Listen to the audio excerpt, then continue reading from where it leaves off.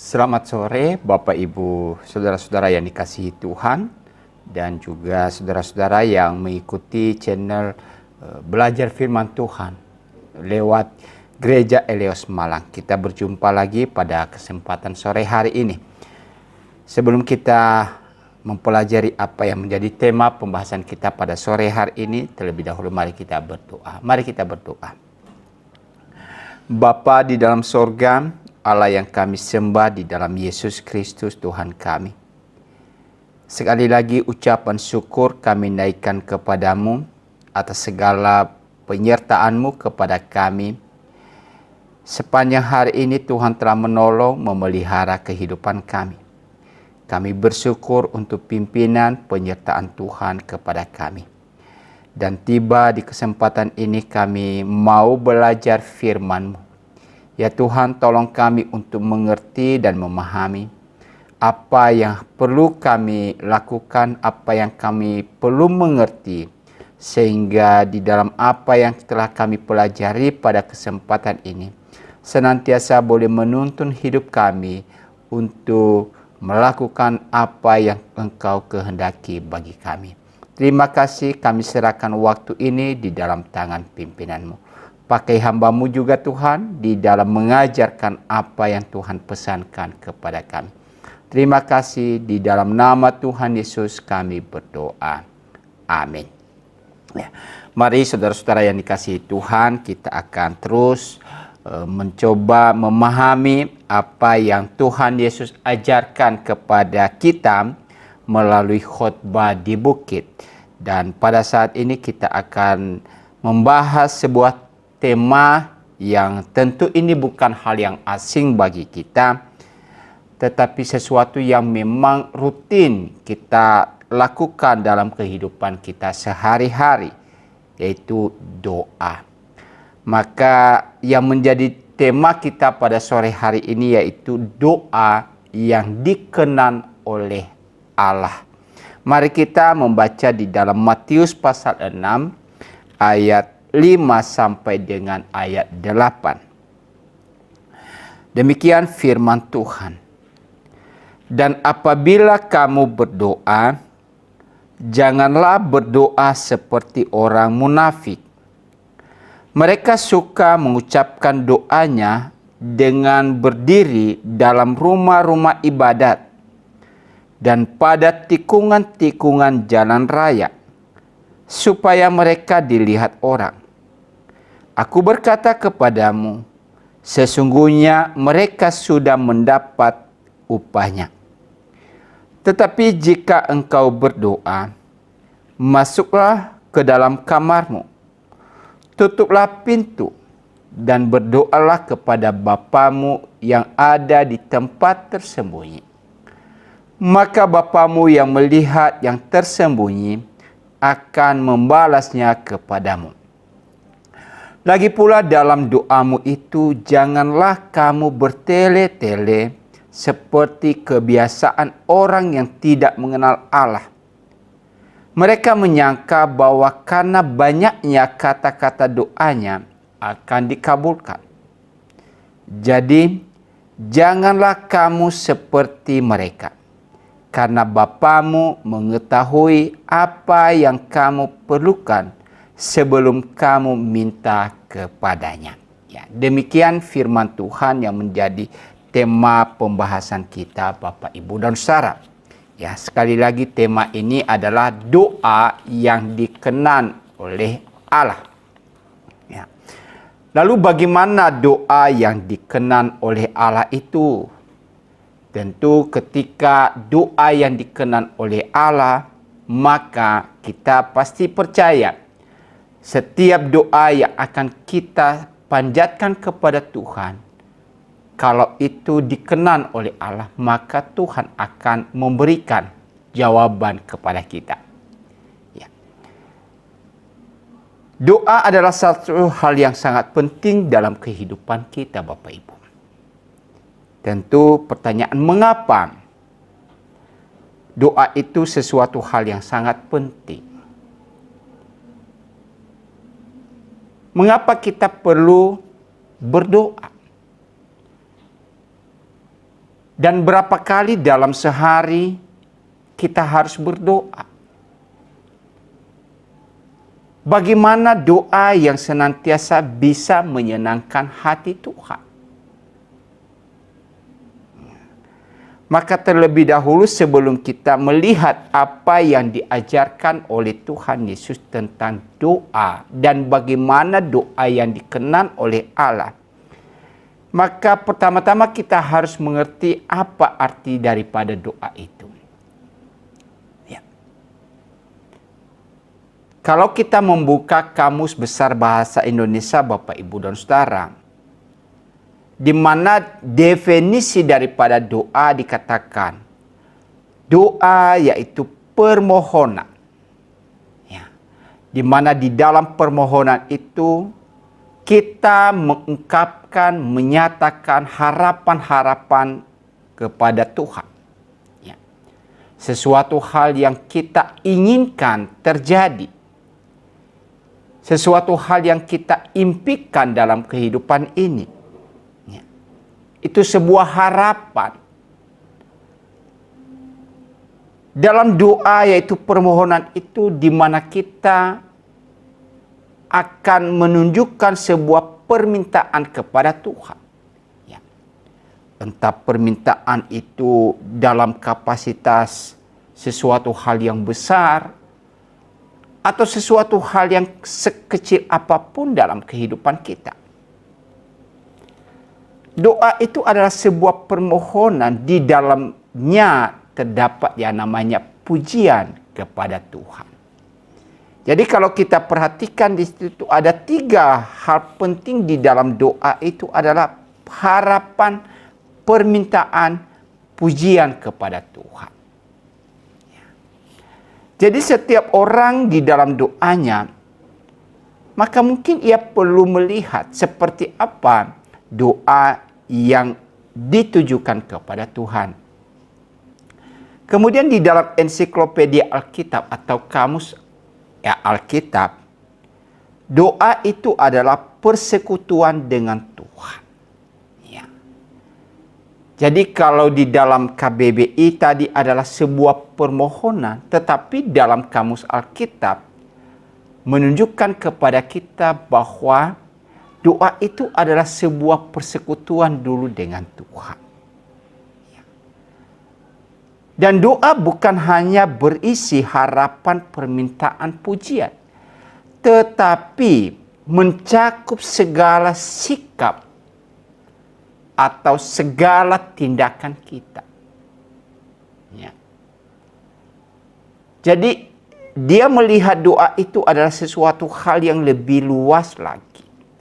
Apa yang kita kerjakan, apa yang kita perbuat, apa yang kita harapkan tadi, apa yang kita minta. Dan juga bahwa doa itu sesuatu hal yang kita pujikan kepada Allah untuk membesarkan nama Tuhan. Ya.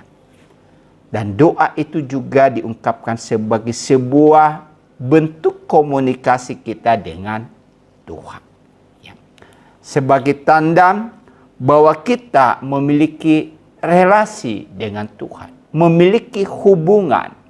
Itulah sebabnya di dalam ensiklopedia Alkitab menekankan bahwa doa itu adalah sebuah persekutuan dengan Tuhan.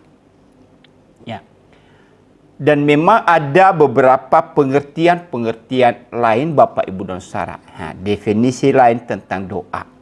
Tapi saya mengambil di dalam 2 kamus saja supaya lebih menyederhanakan kita. Tetapi pada intinya doa itu adalah sesuatu hal yang menandakan kita memiliki relasi dengan Tuhan.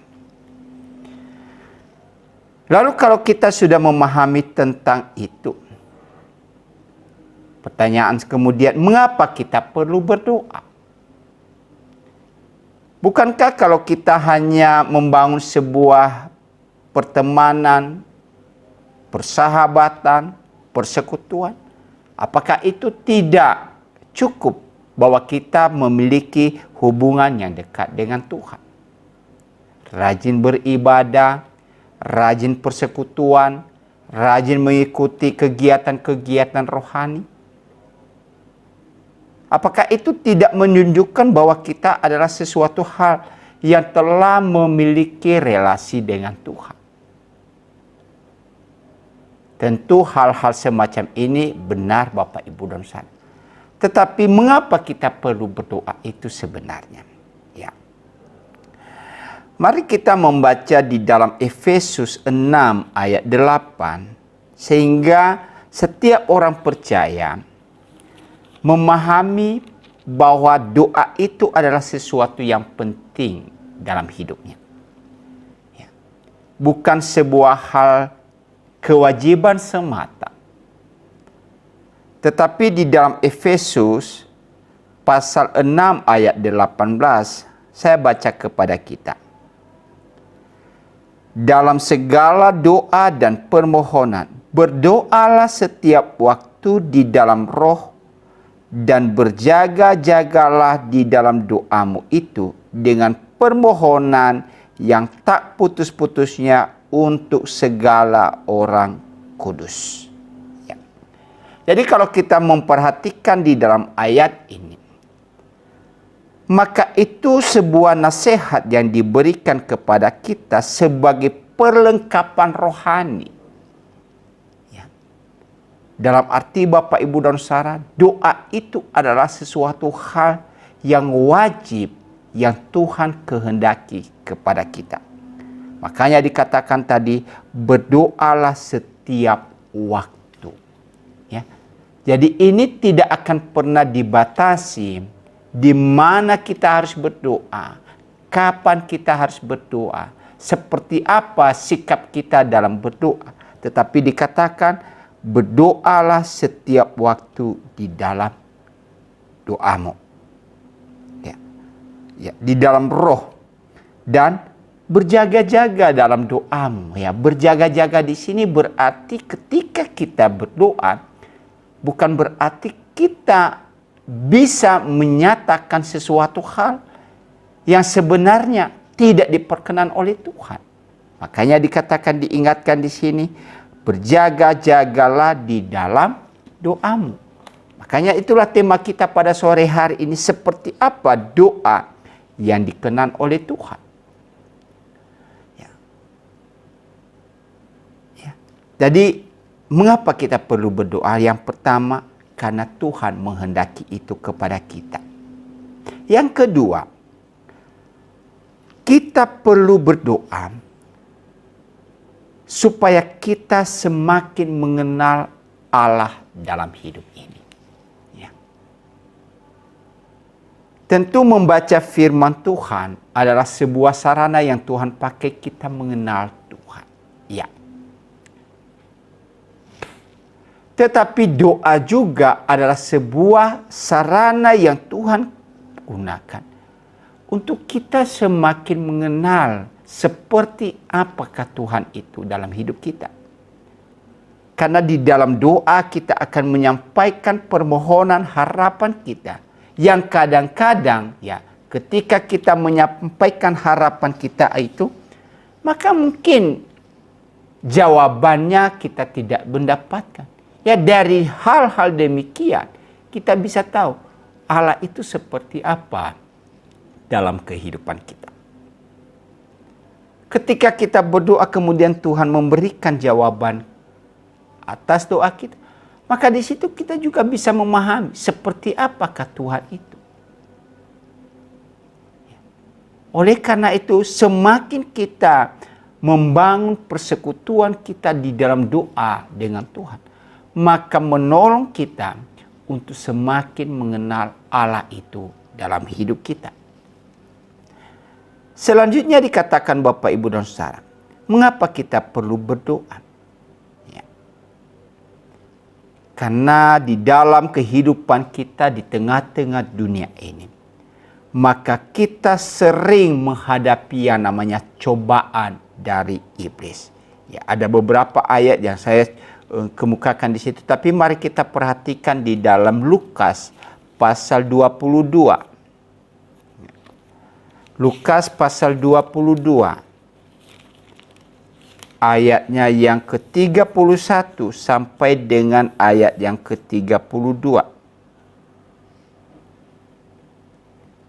Sebuah nasihat yang diberikan oleh Tuhan Yesus kepada muridnya yang bernama Simon. Lalu dia berkata di sini, Simon, Simon, lihat, iblis telah menuntut untuk menampik kamu seperti gandum. Ya. Jadi di sini sedang ditempa seperti apakah iman daripada seorang Simon ini. Apakah di dalam ia mengikut Tuhan, apakah ia benar-benar mampu mengikut Tuhan? Atau dalam mengikut Tuhan, ia akan mengalami yang namanya kegagalan. Dan kalau ia mengalami kegagalan, apakah ia bisa bangkit daripada kegagalan itu? Maka menghadapi itu, Yesus berkata kepadanya, tetapi aku telah berdoa untuk engkau supaya imanmu jangan gugur. Ya, inilah doa syafaat Tuhan Yesus kepada seorang muridnya yang bernama Simon. Ia berdoa supaya Simon di tengah-tengah pencobaan yang segera akan mereka hadapi, maka iman Simon tidak akan gugur. Dan kita tahu Bapak, Ibu, dan Saudara, bahwa dalam perjalanan iman daripada Simon, walaupun ia pernah gagal, menjual, mengkhianati daripada Tuhan Yesus, tetapi setelah itu ia bangkit daripada keadaan itu, lalu menjadi pengikut Kristus yang setia. Ada cobaan yang datangnya dari iblis, yang kadang-kadang kita tidak mampu untuk menghadapinya. Disinilah peran daripada doa itu, sehingga kita mampu dikuatkan di dalam menghadapi cobaan-cobaan itu. Kemudian kalau kita membaca di dalam 1 Petrus pasal 5 ayat 8. 1 Petrus pasal 5 ayat 8. Sadarlah dan berjaga-jagalah. Lawanmu si iblis berjalan keliling sama seperti singa yang mengaum-ngaum dan mencari orang yang dapat ditelannya. Jadi saudara-saudara yang dikasihi di Tuhan, di sini katakan oleh firman Tuhan kepada kita bahwa iblis itu selalu berusaha untuk mencari mangsanya, untuk berusaha untuk melemahkan iman kita, agar iman kita menjadi gugur, agar iman kita menjadi lemah. Maka di ayat firman Tuhan dikatakan, sadarlah dan berjaga-jaga. Lalu seperti apa kita sadar dan berjaga-jaga? Itulah yang dikatakan oleh Tuhan Yesus, berdoa.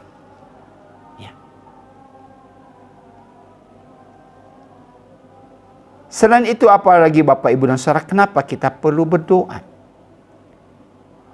Di dalam Yakobus pasal 4 ayat yang kedua, dikatakan di situ bahwa ada banyak hal dalam kehidupan kita yang akan kita ingin dapatkan.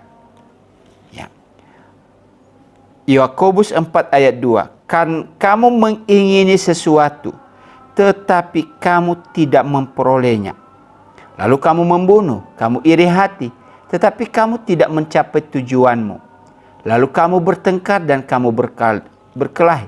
Kamu tidak memperoleh apa-apa karena kamu tidak berdoa.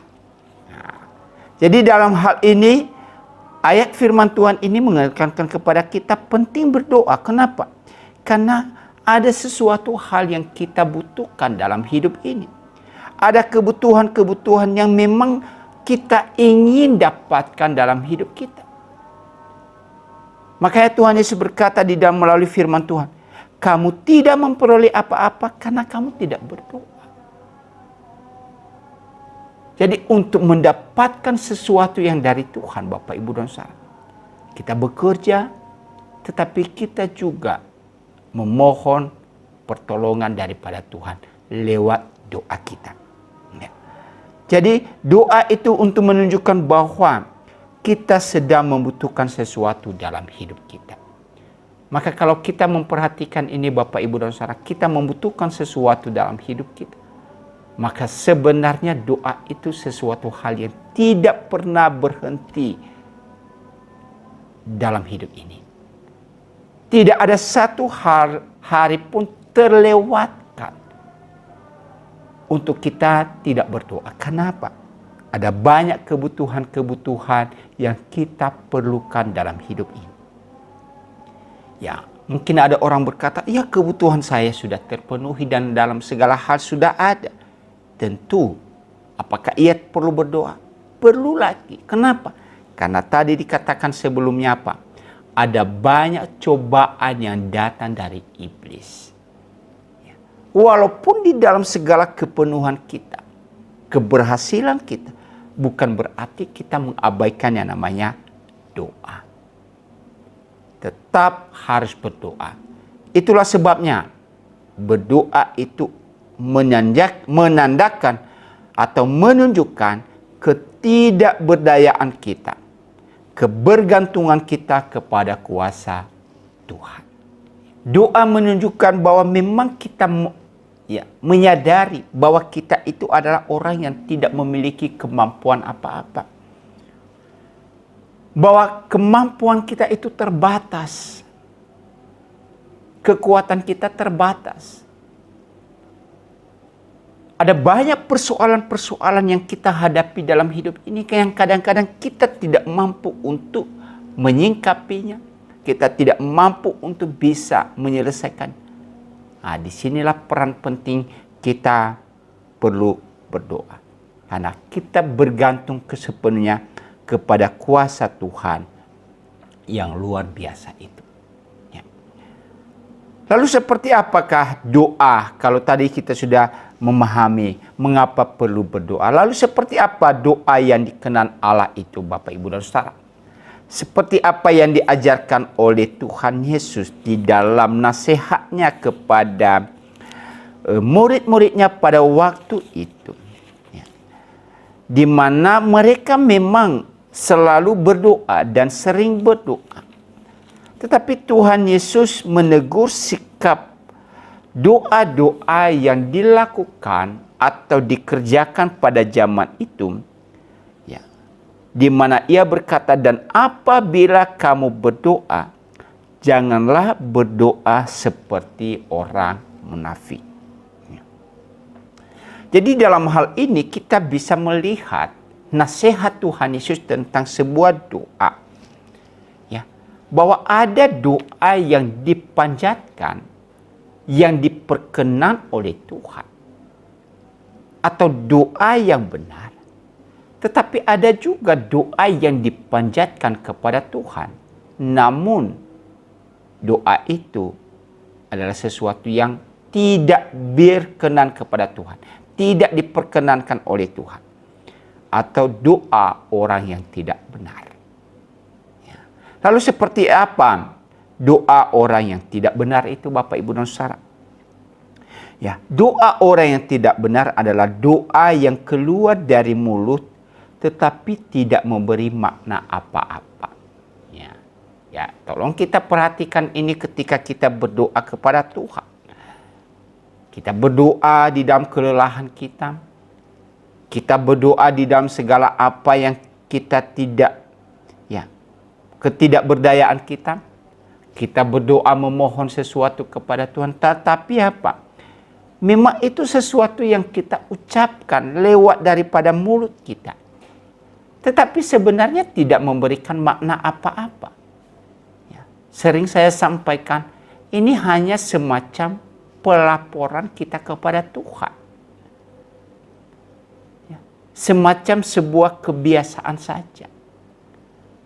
Kita tidak memberikan satu makna yang penting. Mengapa kita perlu berdoa? Itu mungkin hanya sebagai sebuah kebiasaan saja atau kewajiban kita. Doa pagi, bersyukur kepada Tuhan oleh karena pemeliharaannya dan memohon kepada Tuhan untuk penyertaan Tuhan. Doa makan,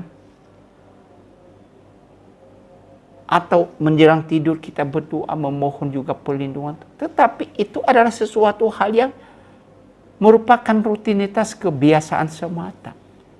Kita tidak memberikan makna apa-apa di dalam doa itu. Maka ketika doa yang dilakukan itu seperti apa yang saya sampaikan tadi Bapak Ibu dan Saudara, adalah semacam rutinitas saja tanpa memberi makna apa-apa, maka Tuhan Yesus berkata itu sama seperti doa seorang yang munafik. Doa orang munafik. Di dalam doa itu mereka memuji Tuhan, ya. Mereka menunjukkan penghormatan kepada Tuhan. Mereka bisa menunjukkan kemuliaan Tuhan, ya, lewat kata-kata itu. Tetapi apakah mereka benar-benar memaknai, memahami, atau menghidupi daripada apa yang diucapkan itu dalam doanya? Ya. Ketika mereka memuliakan Tuhan, apakah jalan hidupnya sama seperti itu? Ketika mereka memberikan satu penghormatan kepada Tuhan dalam doa mereka, apakah memang dalam doa itu senantiasa mereka menunjukkan sebuah rasa penghormatan kepada Tuhan, atau ada hal lain yang mereka ingin tunjukkan di dalam sikap-sikap yang mereka lakukan? Ya. Dan itulah yang Tuhan Yesus koreksi di dalam kehidupan doa yang dilakukan pada zaman itu. Ya. Di mana ada sebuah motivasi yang beda daripada apa yang sebenarnya mereka harus lakukan dalam doa mereka. Saudara-saudara yang dikasihi oleh Tuhan, doa adalah sebuah pergumulan, bukan sebuah kebiasaan. Doa yang tidak benar, doa yang dilakukan hanya karena kebiasaan semata, bukan hasil daripada sebuah pergumulan hidup kita. Ya.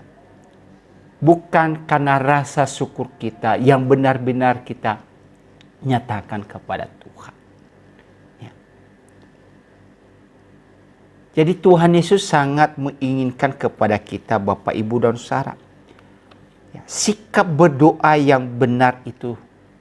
Ya. Bagaimana kita menunjukkan rasa penghormatan kita kepada Tuhan di dalam kita membangun relasi dengan Dia di dalam doa kita.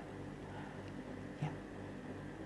Jadi kalau kita berdoa hanya merupakan sebuah kebiasaan semata, maka sesungguhnya kita tidak melakukan doa yang benar.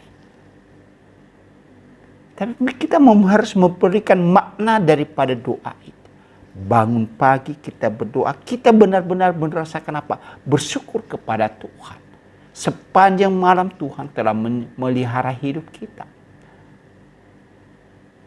Sepanjang malam Tuhan telah menolong kita di dalam tidur kita yang lelap. Kita bisa terhindar dari segala hal yang kita tidak sadari bisa saja menimpa hidup kita. Tetapi Tuhan melewatkan kita dalam situasi itu. Bersyukurlah kepada Tuhan.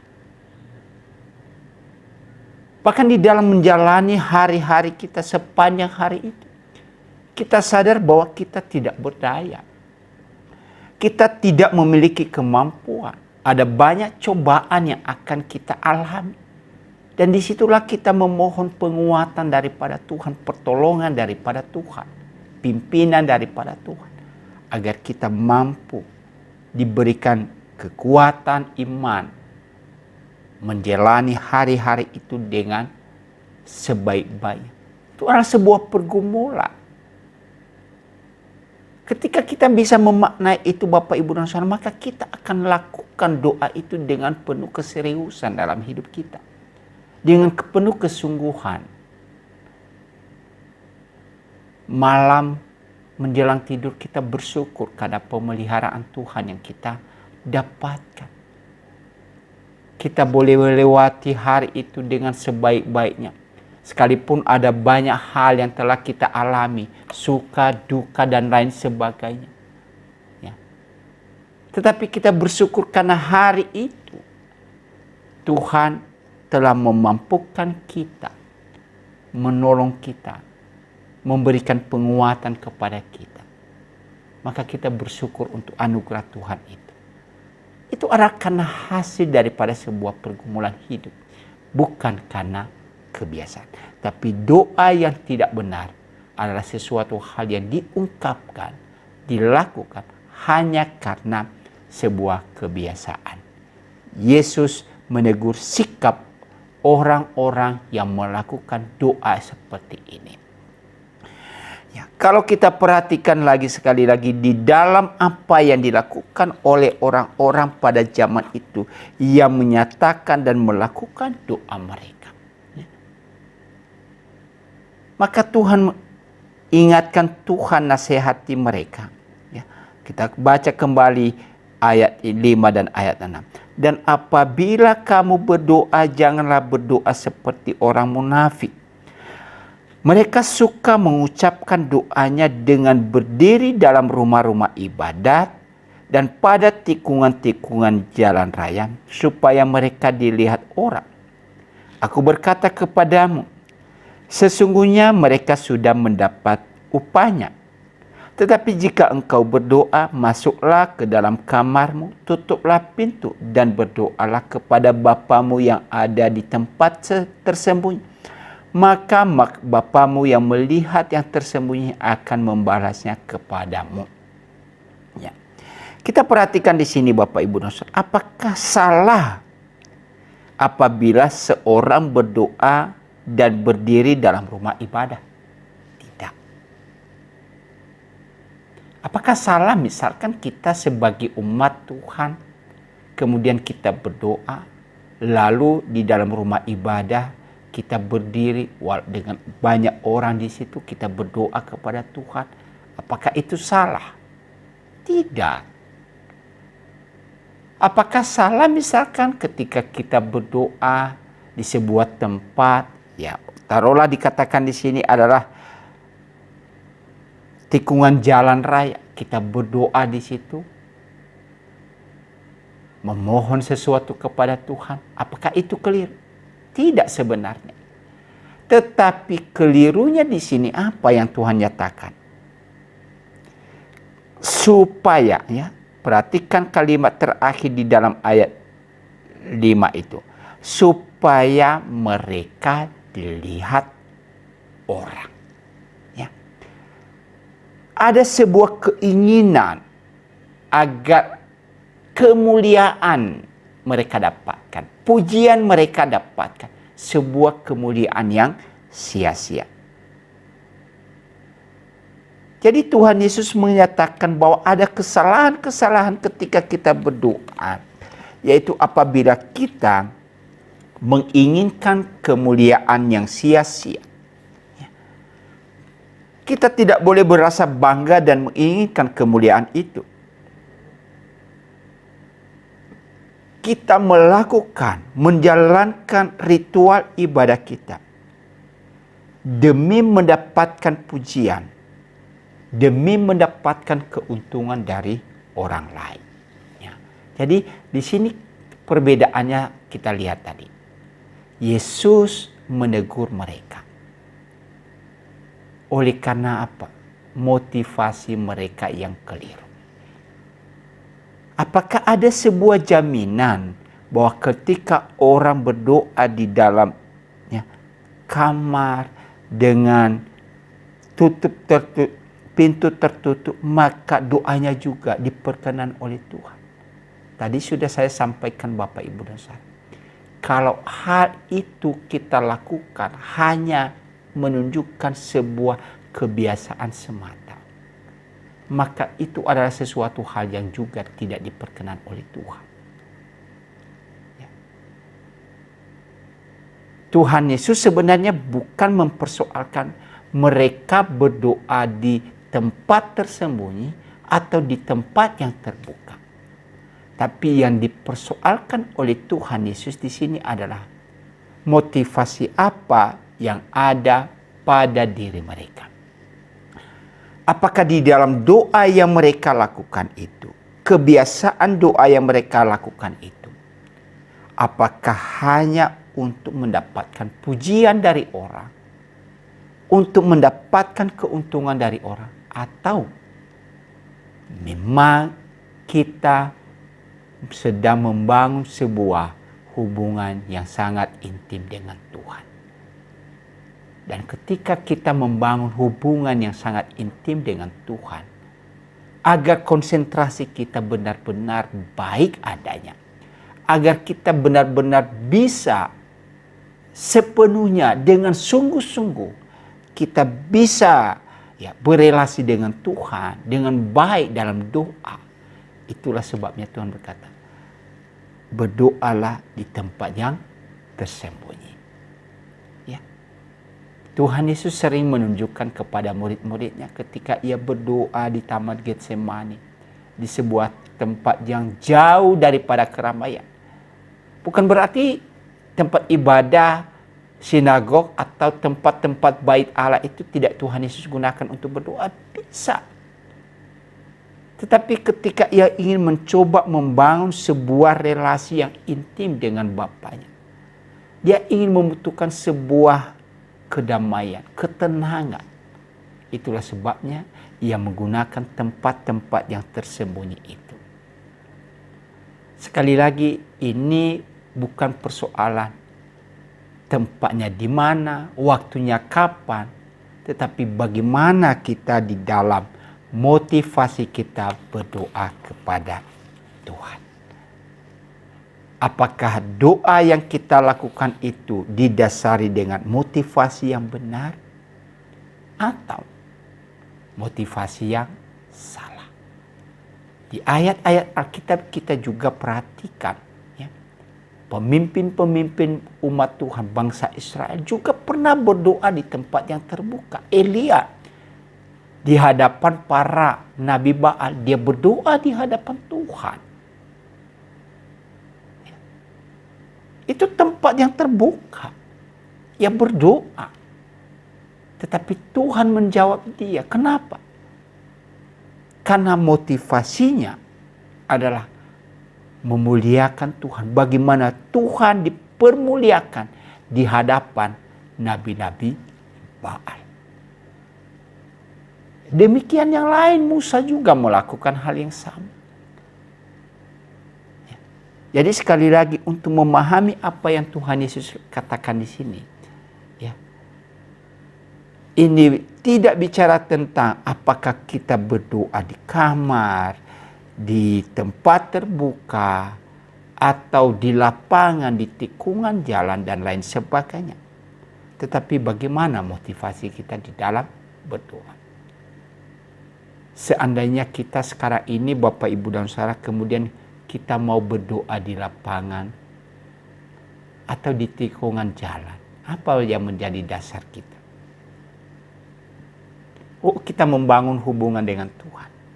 Padahal tikungan jalan itu kawasan ramai yang harus dilewati oleh berbagai macam kendaraan dan lain sebagainya.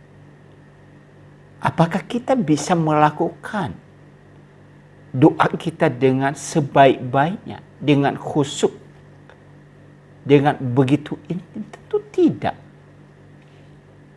Malahan kita akan mengalami banyak gangguan-gangguan. Itulah sebabnya Tuhan Yesus nyatakan di sini.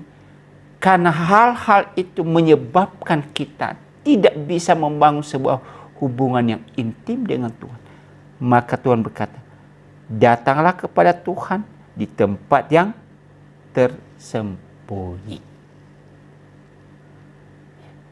Kemudian Tuhan Yesus lagi mengkritik, menasehati sikap berdoa yang dilakukan di dalam ayat 7 dan ayat 8. Lagi pula dalam doamu itu janganlah kamu bertele-tele seperti kebiasaan orang yang tidak mengenal Allah. Mereka menyangka bahwa karena banyaknya kata-kata doanya akan dikabulkan. Ya. Jadi Tuhan Yesus juga mengingatkan di sini sebuah motivasi tadi yang dikatakan supaya dilihat orang. Lalu motivasi yang tersembunyi lagi apa? Mereka memiliki satu anggapan bahwa doa yang dipanjatkan begitu panjang, ya, dengan durasi yang begitu lama misalkan, maka doa itu akan didengar oleh Tuhan. Perhatikan di sini, Tuhan Yesus berkata, bukan masalah panjang atau tidaknya, tetapi apa yang diucapkan di sini adalah perkataan yang bertele-tele. Apa artinya perkataan yang bertele-tele? Yaitu mengulangi apa yang dikatakan tetapi tidak memiliki makna yang jelas, tidak memiliki tujuan yang jelas. Ya. Pengulangan kata-kata yang tidak jelas tanpa tujuan. Ya. Terus saudara yang dikasihi Tuhan, coba selidiki ketika kita berdoa di dalam kelelahan kita, kecapean kita dan lain sebagainya. Di mana kita tidak bisa berkonsentrasi sepenuhnya di dalam, ya, kita bersekutu dengan Tuhan. Bisa saja terjadi apa? Apa yang kita ucapkan, apa yang kita katakan, kita ulang dan kita ulang. Bahkan juga dikatakan di sini adalah sesuatu kata-kata yang diulang-ulang seperti apa? Sebuah mantra. Ya. Pengulangan perkataan yang bersifat takhayul, ya, atau mantra. Ya. Seolah-olah itu adalah sebuah hafalan yang harus dilakukan dan lain sebagainya. Tetapi sesungguhnya apa yang diucapkan, apa yang dikatakan, apa yang diperkatakan tidak ada maknanya sama sekali. Ya. Pengulangan kata-kata hanya untuk mengulur doa agar kelihatan begitu panjang. Hanya untuk menunjukkan sebuah perasaan pamer seolah-olah orang ini begitu khusyuk di dalam doa. Doanya begitu panjang, tetapi itu saja yang terus diulang-ulang dan diulang-ulang. Saudara-saudara yang dikasihi oleh Tuhan, itulah yang Tuhan Yesus ingatkan. Bahwa di dalam doa kita, maka kita mengungkapkan apa yang menjadi kebutuhan kita. Di dalam doa kita sedang mengungkapkan apa yang merupakan permohonan kita, harapan kita kepada Tuhan. Maka di dalam kita menyampaikan harapan permohonan kepada Tuhan, maka kita akan bisa merangkai kata yang tidak hanya itu-itu saja. Karena kita sedang mengungkapkan isi hati kita kepada Tuhan. Maka sekali lagi, kalau kita pun berdoa dengan baik dan benar, memang bisa saja membutuhkan waktu yang begitu panjang. Perhatikan Tuhan Yesus pernah berdoa di dalam Taman Getsemani yang membutuhkan waktu 1 jam dikatakan di dalam Alkitab. 1 jam lamanya ia berdoa. Tetapi apakah ia melakukan doa-doa yang diulang-ulang atau doa-doa yang bersifat mantra? Tentu tidak. Jadi durasi waktu berdoa juga tidak menentukan apakah doa kita itu diperkenan oleh Tuhan atau tidak. Yesus menasihati orang-orang ini melakukan doa mereka dengan begitu lamanya tetapi bersifat bertele-tele. Tidak to the point-nya. Tidak pada apa yang mereka sedang doakan. Tidak pada apa yang mereka sedang pergumulkan di hadapan Tuhan. Ya. Jadi Tuhan Yesus mengoreksi sikap-sikap yang dilakukan dalam hal ini. Kemudian apalagi Bapak Ibu dan Saudara? Ya. Pada zaman itu orang-orang yang melakukan kebiasaan berdoa ini, maka mereka akan mencari tempat ya, untuk menjalankan ibadah mereka. Ya, pertama-tama adalah rumah Tuhan atau rumah ibadat, yang merupakan tempat untuk berdoa baik secara komunal, ya, bersama-sama, maupun secara pribadi. Ya. Jadi sebenarnya gereja, kita bersyukur bahwa itu adalah tempat yang Tuhan sediakan bagi kita, Bapak Ibu dan Saudara, untuk berdoa. Tidak dilarang ya kita melakukan doa kita di gereja. Ya. Kalau ada Bapak Ibu yang ingin berdoa kepada Tuhan kemudian memakai gereja untuk berdoa, silakan. Ya. Di dalam doa yang sifatnya ya merasa nyaman ketika ia berdoa kepada Tuhan, dia datang di rumah Tuhan untuk beribadah, untuk berdoa. Itu adalah sesuatu hal yang positif karena memang itulah fungsi daripada rumah Tuhan. Tempat kita untuk menikmati persekutuan dengan Tuhan. Baik secara komunal, baik secara pribadi. Ya. Di gereja kita sering melakukan namanya persekutuan doa setiap hari Rabu pagi. Dan juga untuk hari Kamis sore. Ya. Sebuah hal yang perlu kita lakukan. Dan di dalam hal ini kita akan bisa melakukan ya, permohonan kita, menyampaikan doa-doa syafaat kita kepada Tuhan. Kita menggunakan rumah Tuhan. Apakah salah? Tidak sekali lagi.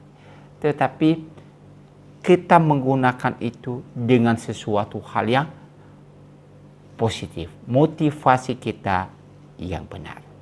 Tapi Tuhan Yesus menegur orang-orang pada zaman itu yang salah menggunakan tempat ibadah untuk berdoa kepada Tuhan, tetapi tujuan mereka agar mereka mendapatkan pujian dari orang lain.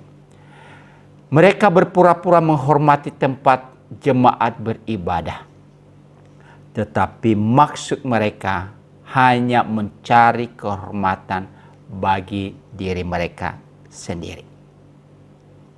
Mereka menggunakan tikungan-tikungan jalan raya agar mereka juga sekali lagi dipuji oleh orang. Ya. Jadi disinilah Tuhan Yesus menegur sikap mereka. Ya, rasa bangga mereka di dalam memilih tempat-tempat umum itu. Ya. Mereka suka berdoa di situ untuk diperhatikan orang yang ditimbulkan oleh doa mereka. Ya, kita nggak tahu apakah mereka pada waktu itu berdoa dengan suara besar atau seperti apa mereka berdoa.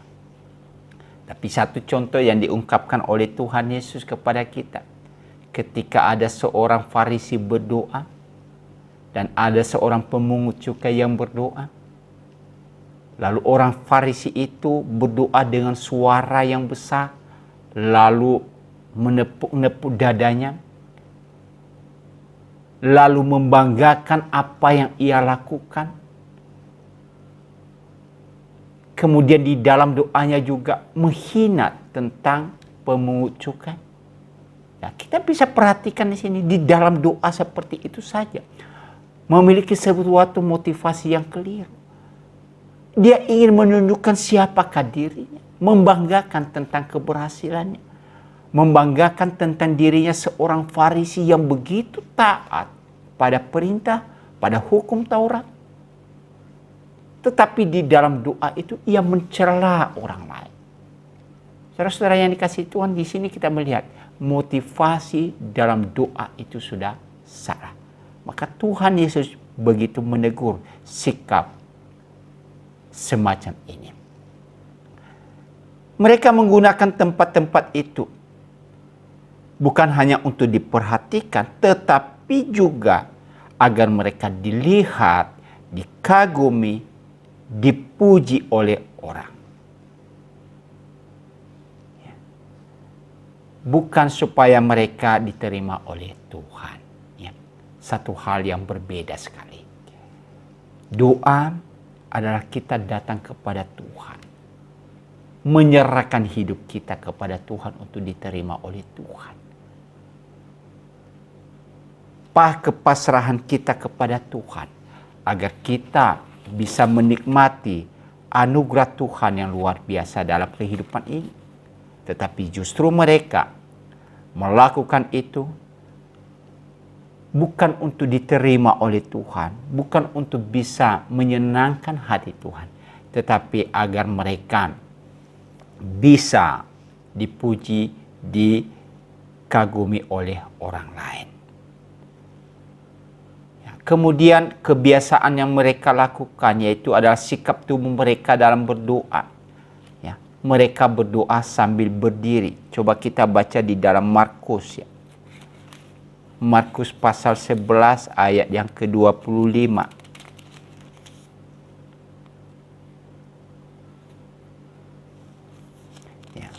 Di dalam ayat ini dikatakan, dan jika kamu berdiri untuk berdoa, ampunilah dahulu sekiranya ada barang sesuatu dalam hatimu terhadap seorang, supaya juga Bapamu yang di sorga mengampuni kesalahanmu.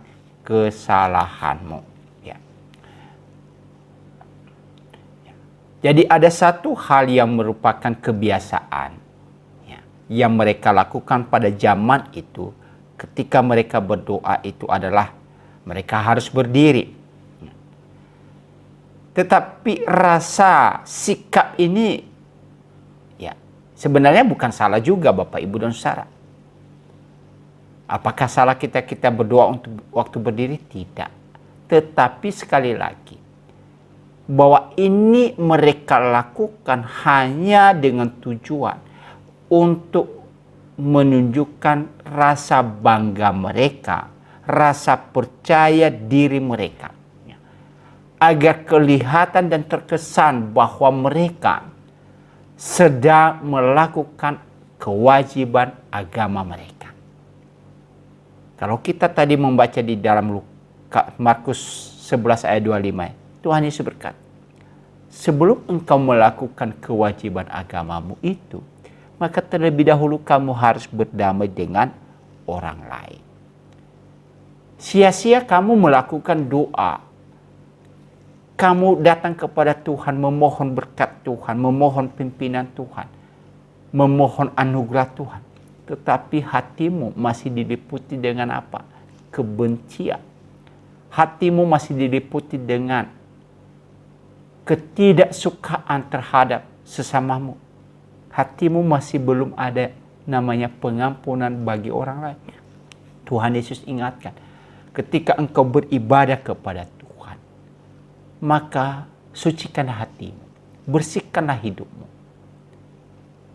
Ketika engkau layak datang kepada Tuhan dan dilayakkan oleh Tuhan, diperkenan oleh Tuhan dalam doa, maka mohon anugerah pengampunan daripada Tuhan. Bersihkan dirimu dari hal-hal yang najis. Kenapa? Kita sedang menghadap kepada Tuhan yang Maha Kudus. Itulah sebabnya Bapak, Ibu, dan Saudara. Walaupun itu bukan sebuah aturan, sekali lagi, bahwa ketika kita berdoa, kita lebih bagus berlutut. Oleh kenapa? Bahwa kita bisa menunjukkan sikap kerendahan hati dan penuh hormat.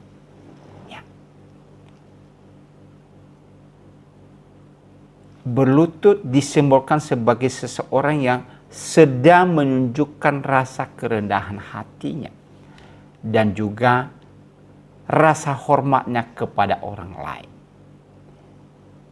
Ketika kita datang kepada Tuhan, maka yang penting di sini adalah kita perlu merendahkan hati di hadapan Tuhan. Kita menunjukkan rasa hormat kita kepada Tuhan. Kita menunjukkan bahwa Allah yang lebih dipermuliakan daripada diri kita. Ya. Sekali lagi dalam hal ini Bapak Ibu dan Saudara perlu difahami bahwa bukan berarti orang berdiri salah dalam berdoa, tidak. Apakah orang yang berlutut adalah itulah yang diperkenan oleh Tuhan dalam doa? Tentu juga tidak. Tetapi ini adalah sebuah simbolisasi daripada apa? Bagaimana kita menunjukkan sikap hati kita ketika kita datang kepada Tuhan. Ya. Kalau saudara-saudara mau berdoa kepada Tuhan dengan sikap berdiri, itu adalah sesuatu hal yang baik juga. Yang penting hati kita murni di hadapan Tuhan. Hati kita benar-benar tulus di hadapan Tuhan. Hanya kita mau menunjukkan bahwa kita membutuhkan Tuhan dalam hidup ini. Namun sekali lagi di dalam apa yang Tuhan Yesus nasihati kepada mereka, bahwa perilaku mereka baik di dalam mereka menggunakan tempat-tempat untuk berdoa, tempat ibadah, tikungan jalan atau tempat-tempat yang lain, maupun cara mereka berdoa kepada Tuhan, entah itu berdiri, entah itu berlutut dan lain sebagainya. Tapi Tuhan Yesus menegur mereka karena apa? Karena motivasi mereka yang tidak benar. Mereka hanya mencari pujian. Dan Tuhan Yesus berkata, doa mereka sudah terjawab. Ya. Tentu bukan dijawab oleh Tuhan. Bukan jawaban Tuhan. Tetapi apa yang mereka harapkan tadi untuk dipuji oleh orang, maka pada saat itu juga mereka sudah mendapatkannya. Tentu ini adalah jawaban doa yang sia-sia, Bapak Ibu. Mereka sudah mendapat upahnya, yaitu agar dilihat orang. Walaupun apa yang mereka dapatkan itu tidak memiliki makna, tidak memiliki arti. Itulah sebabnya Tuhan Yesus ingatkan, dalam beribadah kita harus menghindari setiap hal yang cenderung membuat membuat ibadah pribadi kita dikenal oleh orang. Ya. Kita tidak perlu membangga-banggakan, mengekspos dan lain sebagainya. Oh, aku telah melakukan ini, aku telah berdoa ini, aku bisa begini dan lain sebagainya. Itu adalah sebuah hal ranah privasi kita dengan Tuhan. Karena yang lebih tahu diri kita adalah Tuhan. Maka di dalam hal ini Tuhan Yesus ingatkan seperti apa di dalam kita melakukan doa itu. Di dalam ayat firman Tuhan tadi diingatkan kepada kita, berdoalah di tempat yang tersembunyi. Kemudian Tuhan tahu apa yang merupakan isi hati kita. Ya. Di sini Tuhan Yesus mengajarkan bagaimana motivasi kita di dalam doa. Ya. Maka dia berkata berdoa adalah kita sedang berbicara langsung dengan Tuhan. Ya. Apakah doa itu perlu dengan suara yang besar, dengan rangkaian kata-kata yang luar biasa, atau dengan ungkapan-ungkapan yang sederhana. Ya. Sekali lagi bahwa di dalam doa itu Tuhan tahu isi hati kita, Tuhan tahu apa yang merupakan pergumulan hidup kita, Tuhan mengerti setiap detil dalam kehidupan kita. Tidak ada yang tersembunyi di hadapan Tuhan. Ya. Jadi di dalam doa kita sedang berbicara kepada Tuhan, mengungkapkan perasaan hati kita kepada Tuhan. Apa yang menjadi kegelisahan kita, apa yang menjadi kekhawatiran kita, apa yang menjadi ketakutan kita, apa yang merupakan harapan kita, apa yang menjadi pergumulan hidup kita. Kita berbicara kepada Tuhan. Apakah saudara menggunakan itu dengan suara yang besar atau dengan berdoa juga di dalam hati dengan suara yang kecil? Itu juga tidak menjadi masalah. Ya. Ketika seorang perempuan bernama Hana berdoa kepada Tuhan di rumah ibadah dan memohon sesuatu kepada Tuhan agar ia diberkati dengan seorang anak. Tetapi dia komat kamit. Pada waktu itu Imam Eli merasa dan heran dengan apa yang dilakukan oleh wanita ini. Merasa bahwa wanita ini sedang mabuk anggur. Kenapa? Doanya hanya komat kamit. Tapi apakah Tuhan dengar?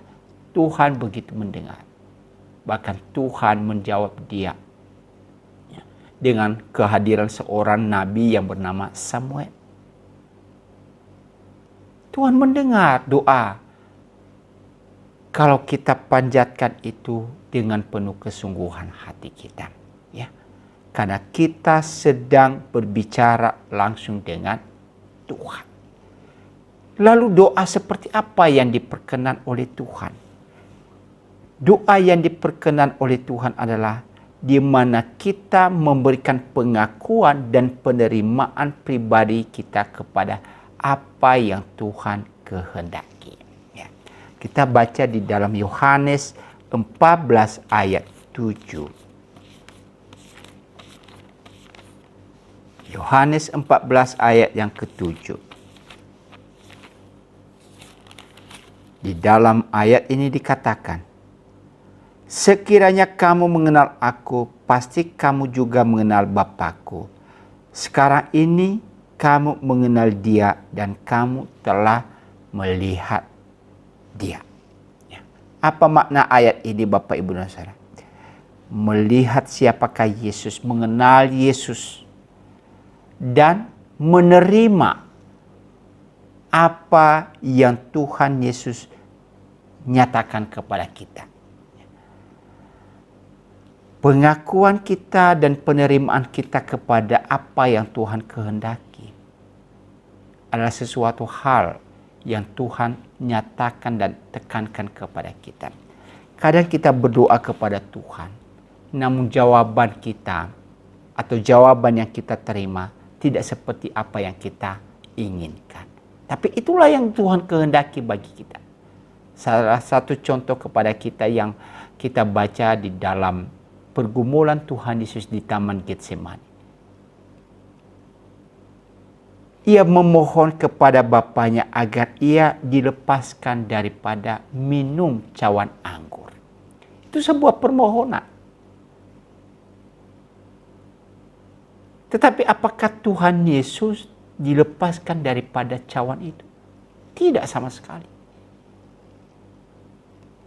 Justru ia harus melewati dan menerima dan meminum cawan anggur itu, cawan penderitaan itu.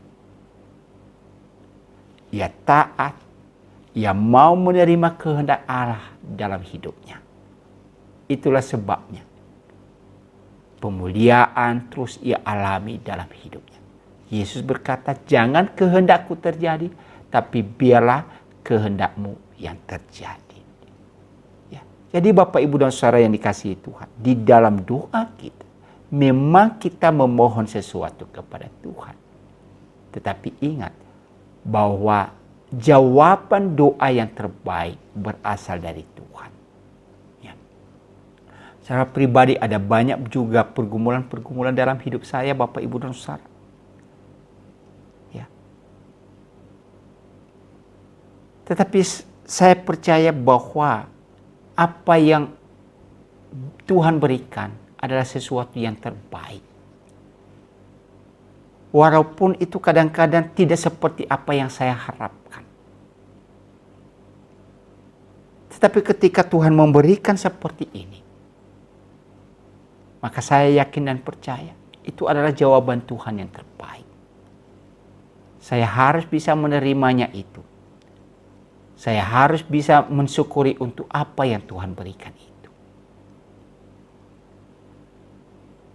Kita perlu taat kepada apa yang Tuhan kehendaki, bukan apa yang kita inginkan.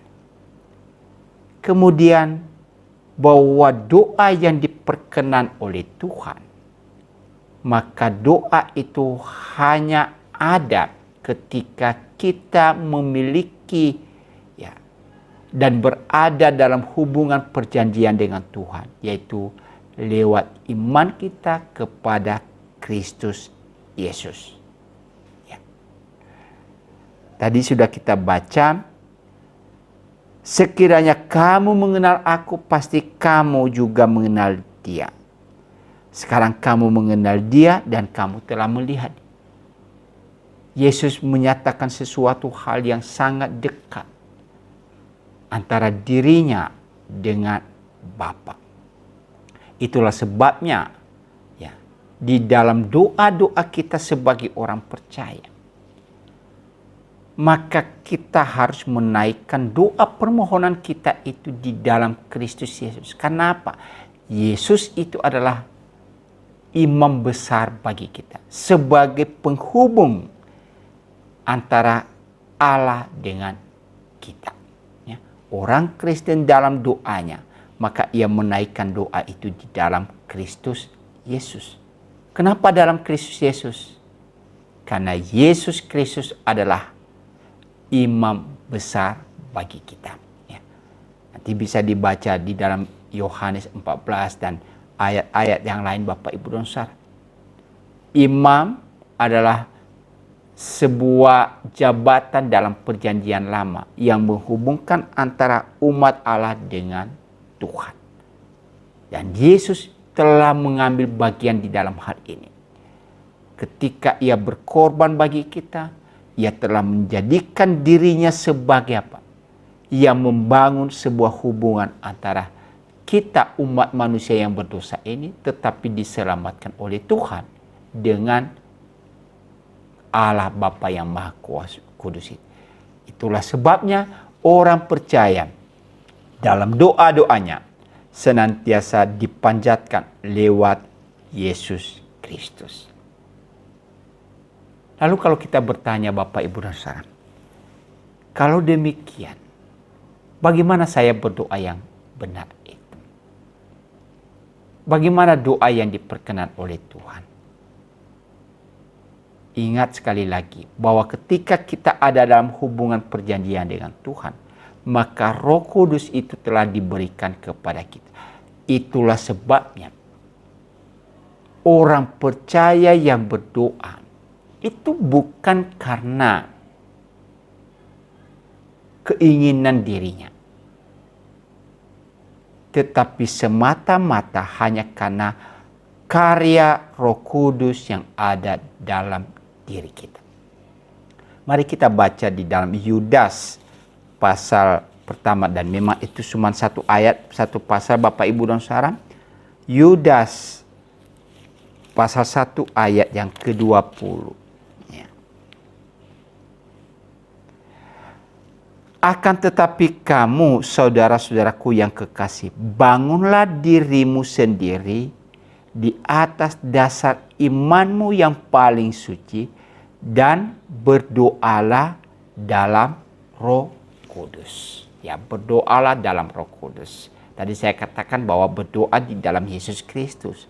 Tapi Yudas berkata, berdoalah dalam Roh Kudus. Sebenarnya ini sebuah penjelasan yang perlu kita pahami, bahwa ia memampukan kita, ia mendorong kita untuk bisa bersafaat berdoa kepada Tuhan.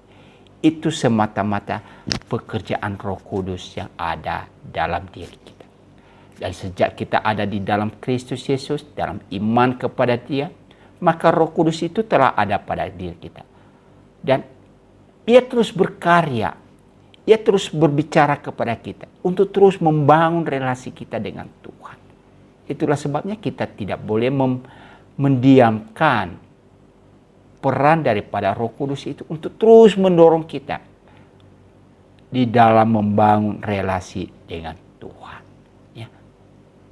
Dan kita percaya Bapak, Ibu, dan Saudara, sebagai orang percaya yang telah beriman di dalam Kristus Yesus, Roh Kudus itu telah diberikan kepada kita, dan itulah terus mendorong kita untuk bersyafaat kepada Tuhan. Kemudian doa yang benar seperti apa?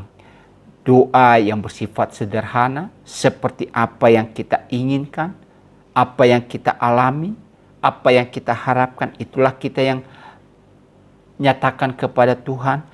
Tidak bertele-tele. Karena apa?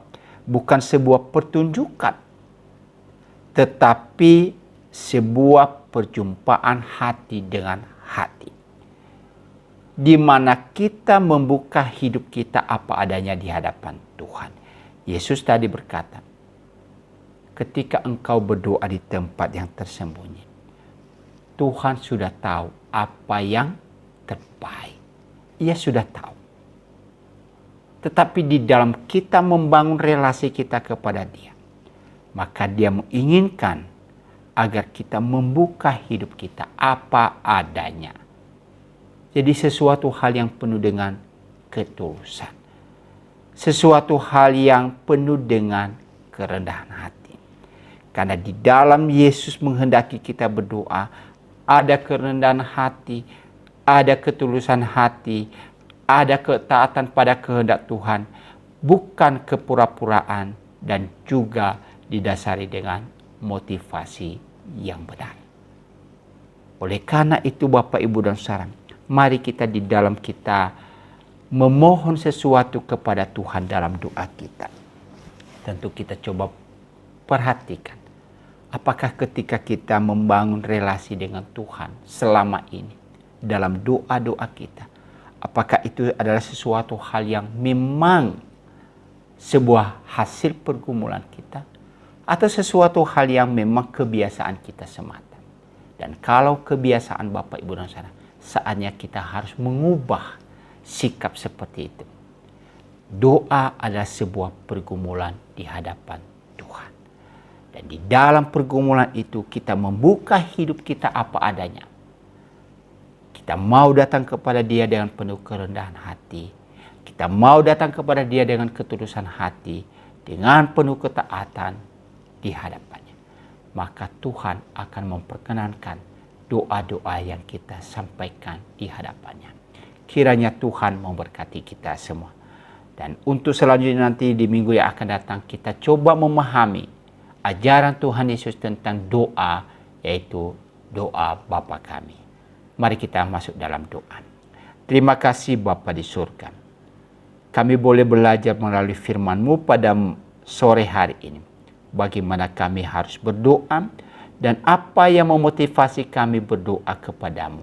Karena kami percaya Tuhan bahwa Engkau adalah Allah. Engkau adalah yang maha kuasa. Engkau adalah hal yang luar biasa dalam kehidupan kami. Engkau mengingatkan kami bahwa di dalam doa kami kepadamu, itu adalah oleh karena kami memiliki relasi dengan Engkau ya Tuhan, di dalam iman kami kepada Yesus Kristus, Tuhan dan Juru Selamat kami. Engkau juga boleh mengingatkan kami agar di dalam doa kami boleh memiliki motivasi yang benar, tidak bertele-tele, bukan dengan tujuan yang tidak tetapi boleh memperkenankan hati Tuhan dalam hidup kami. Terima kasih Tuhan.